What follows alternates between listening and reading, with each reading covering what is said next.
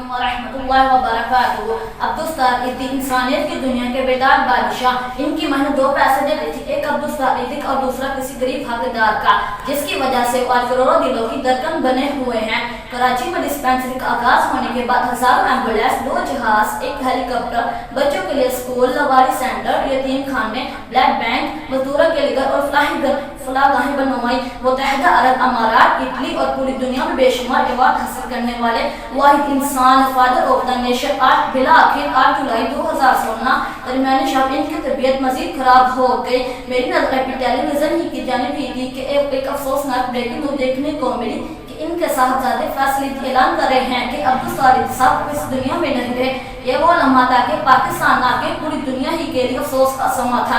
آخری وصیت کے مطابق عبدالستار ایدی صاحب کی آنکھیں عطیہ کر دی گئی۔ کاش عبدالستار ایدی صاحب نے یہ کہا ہوتا کہ میری آنکھیں عطیہ کر کے پاکستان کی حکمرانوں کو دیجیے تاکہ آج غریب عوام نظر آتی۔ انہیں فوجی ذات سے دفن کیا گیا۔